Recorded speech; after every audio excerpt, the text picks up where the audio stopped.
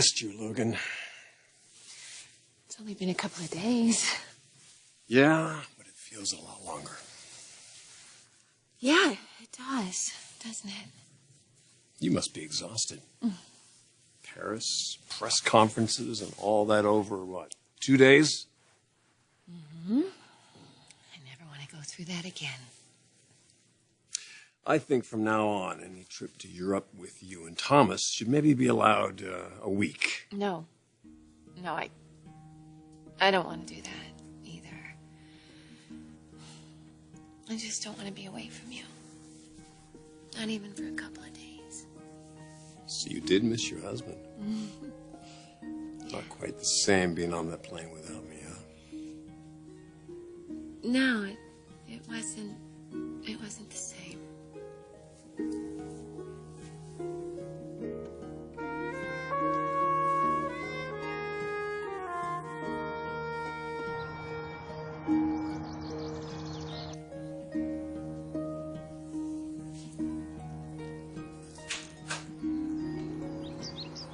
Thomas! Oh my goodness, you're back! Oh, wow. I'm so happy you're home. Mom, I wasn't gone that long. Oh no, whenever you're gone, it feels like forever. Thanks. So how was Paris? Beautiful. A lung spot, huh? Doesn't look like much. Well, it didn't show up on your last x-rays, but they were taken over a year ago. Have you had any respiratory problems, coughing, trouble breathing? No. How serious is this? It's not something we should ignore. How do you get it? Well, the three usual causes are infection, inflammation, or a tumor. Tumor? Well, which one is it? I want to run some tests to determine that. I'd like to do a CAT scan. When? Today, if possible. Oh, Doc, listen, my day's brutal. Unless, of course, you need to do it today. I'll schedule it. Nick, this isn't the time to worry. This is the time to get some answers. Hopefully the CAT scan will give us those. Yeah, thanks. The results should be in tomorrow. I'll be away, but I can have my colleague, Dr. Lewis, give them to you. Fine. Here's your card. I'll make the arrangements.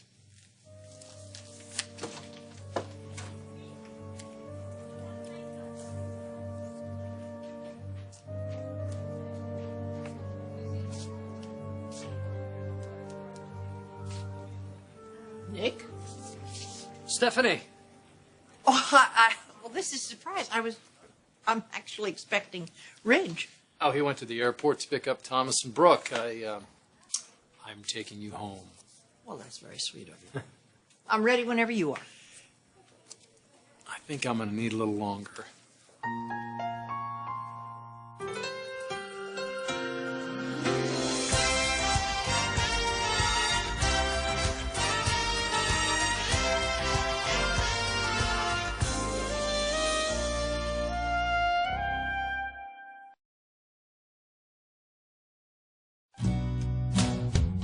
I had a physical. That's why I'm here. Oh, so you're not through yet? No. Actually, I have one more test. Is there anything wrong? My chest x-ray showed that I have a spot on my lung. So they want to do a CAT scan.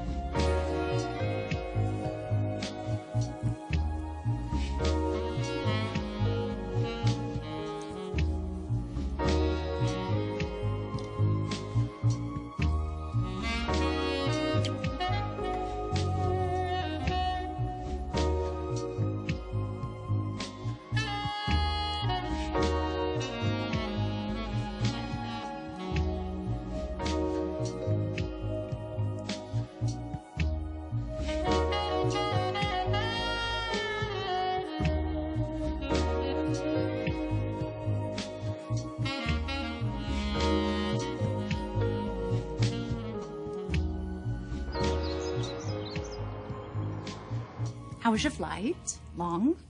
No, not too bad. Well, I didn't even know that you left. You didn't even say goodbye to me. I'm sorry. It was last minute. So, who went? I know that Brooke went. Just the two of us. Nobody from PR? Nobody from marketing? There was no time. We got the call from Paris. Next thing I knew, we were on a plane. Just you and Brooke? There was a pilot, Mom, and a co-pilot. So what'd you, talk about? It's a really long flight. Just business. Really? For 9 or 10 hours? We slept a lot, too. And the same thing the entire way back? Yeah.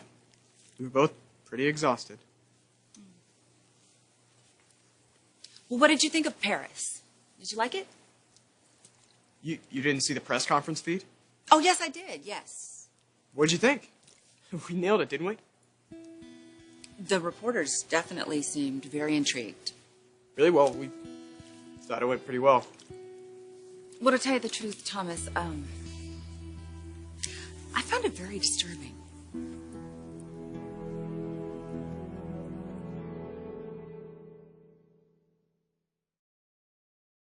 Did they give you a time for the CAT scan?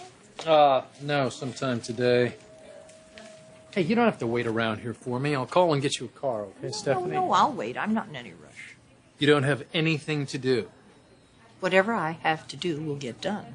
I'm going to keep you company.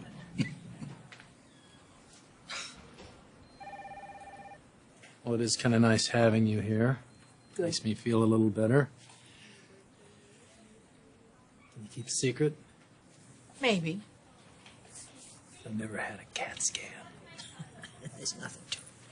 They just put you in this long cigar-like tube, lay you flat, take a glorious picture in high resolution of your lungs. Sounds simple. There's a trick to it, though. What? And I'm serious. Keep your eyes closed and don't, under any circumstances, open them. Think of something wonderful, like a great golf game that you play. Instead of all those nasty, terrible things they may find in there. Honey, whatever they find, they find. You'll be able to handle it. Mr. Maroney, we're ready for you. Oh, I'll be right here waiting for you. I might even say a prayer or two. thank you, Stephanie. You're welcome.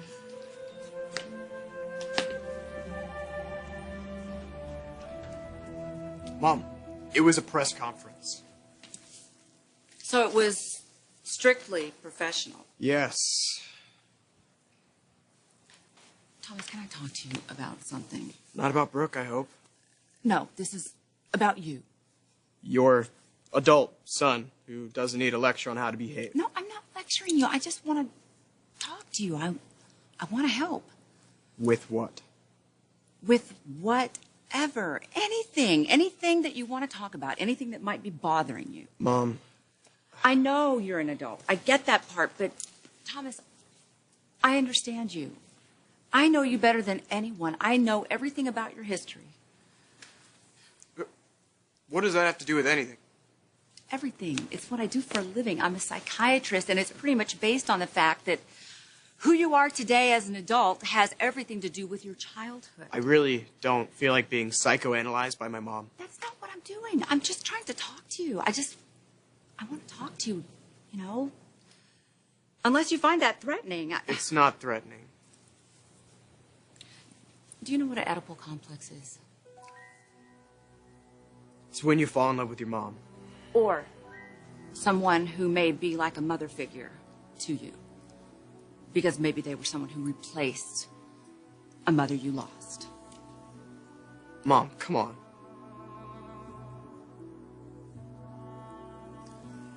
Something's on your mind. Maybe you and I should get away for a few days. Maybe a few weeks. That would have to wait. Until after the taboo campaign is finished. I think Thomas would probably need a break by then as well. He has so much energy. More than I'd like to think about. You have given him so much, Logan. None of this would have happened if you hadn't partnered up with Thomas.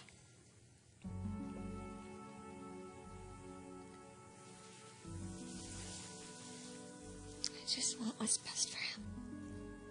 You've given him that. Best business partner he could have ever hoped for.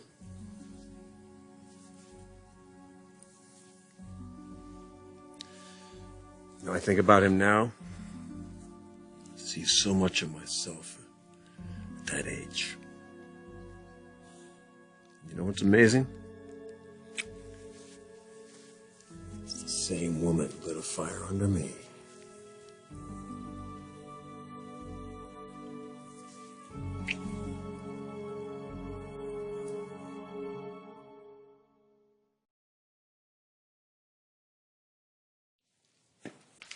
You still here? You didn't think you could get rid of me that easily, did you? A guy can hope. So you think I have an Oedipal complex? Thomas, I don't know if you understand. This is difficult for me also, you know. This isn't a subject that I really enjoy talking about, but when I was gone from you all those years, I know it wasn't difficult just for me. It was very hard for you. How do you know? You weren't there. Because I know how much a little boy needs his mother. I had Brooke. She was great. Yes, I'm sure she was, but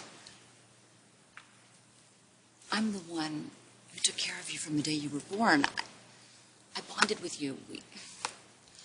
We were mother and son. We had a very healthy relationship when I disappeared from you, and I know that had to be horrifying to you. That had to feel like you were abandoned by your own mother.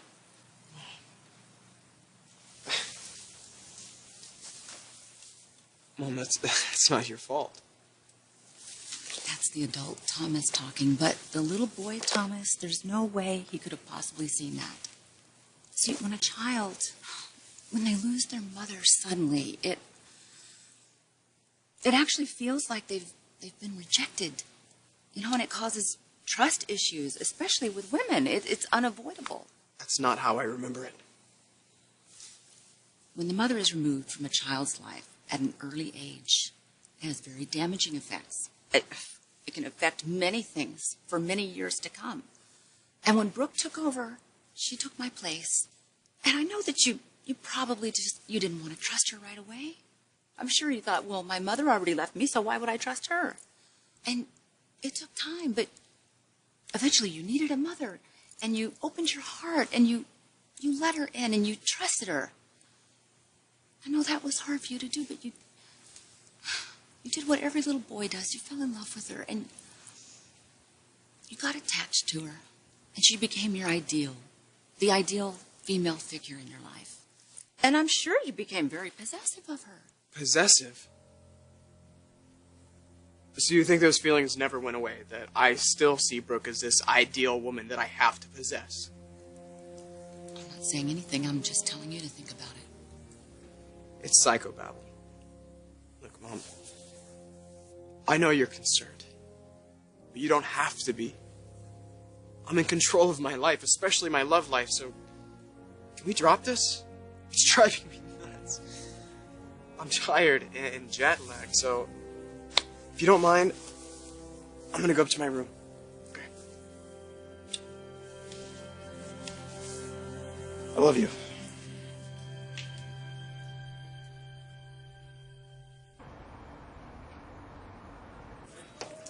Hey. How did it go? It wasn't as bad as I thought. I'm fine. They're not going to find anything. What are you talking about? They've already found a spot on your lung. But my guess is it's probably just scarring. Yeah. You know, from a virus or something Right. that you had years ago. Of course, it doesn't help that you smoke those cigars. Well, at least they're not cigarettes. Honey, anything that you smoke only increases the chance for lung cancer. I wish it'd stop. I know. I sound like a nag, but Nah. I wouldn't want anybody to go through what I went through. Whoa. Stop where you are, please. I haven't asked anything about you. How are you? What do the doctors have to say?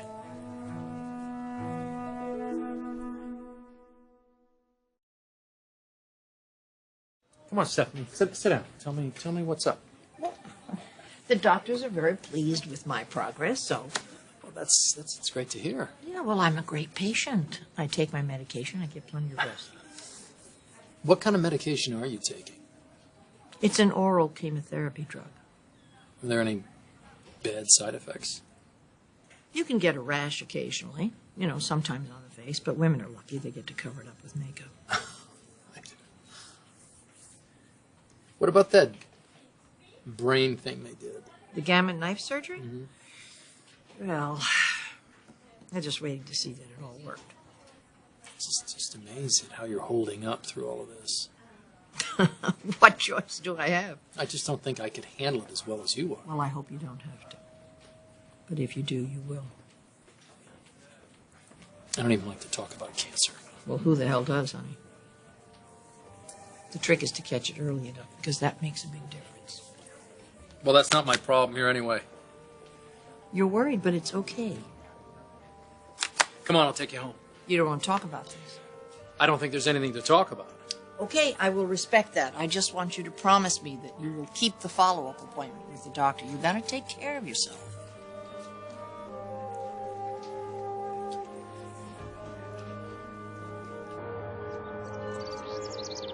Time to celebrate. Oh, I'd love to just curl up here with you for the rest of the day.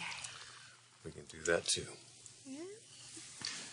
To the sexiest woman in the world. And all of her achievements. My happiness. My life. Especially everything you've done for Thomas.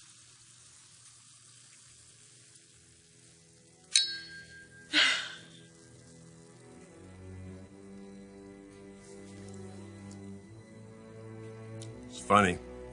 Every fashion reporter I've talked to, they all want to ask the same question. What does it feel like watching your son romance your wife? But Thomas isn't romancing me. I know that. The world just seems to want to spin its own tale. It's funny how this has excited the public's interest. Wondering if you and my son will cross the line. And the sales, oof. The sales, never seen anything like it. Off the charts. Totally crazy.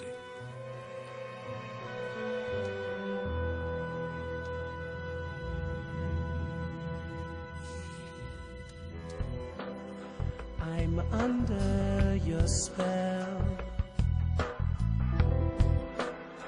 Impossible,